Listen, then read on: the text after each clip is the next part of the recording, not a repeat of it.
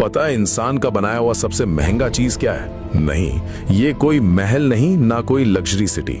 इंसान का बनाया हुआ सबसे महंगा चीज है लार्ज हैड्रॉन कोलाइडर, एक ऐसी मशीन जो ब्रह्मांड के जन्म का राज खोल सकती है। ये धरती के करीब 100 मीटर नीचे छुपी हुई है और इसका सर्कल पूरे 27 किलोमीटर, यानी अगर आप इसके ऊपर खड़े हो तो आपको पता भी नहीं चलेगा कि आपके नीचे दुनिया की सबसे एडवांस्ड मशीन दौड़ रही है। ये मशीन बनी है सर्न में, फ्रांस और स्विट्जरलैंड की सीमा के नीचे।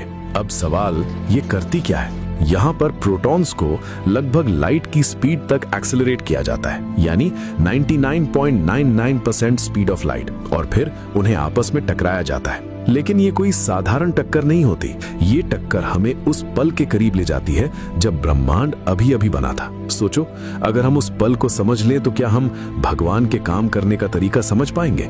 अब यहीं से आता है असली ट्विस्ट। 2012 में इसी मशीन के अंदर साइंटिस्ट्स ने एक ऐसे पार्टिकल को खोजा जिसे दुनिया गॉड पार्टिकल के नाम से जानती है, लेकिन इसका असली नाम है हिग्स बोसॉन।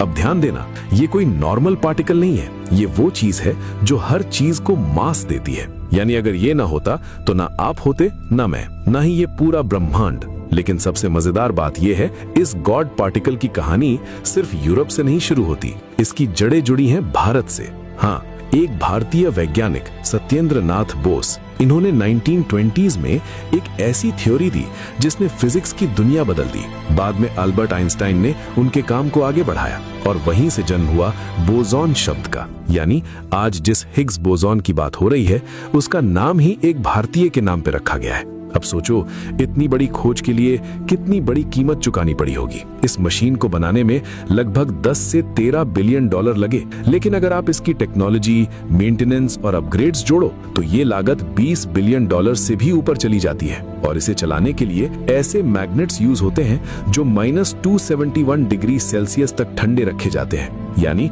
स्पेस से भी ज्यादा ठंडा। अगर आपको ऐसे ही डीप एनालिसिस और हिडन साइंस पसंद है तो पेज को फॉलो करो और लाइक कमेंट करना मत भूलना।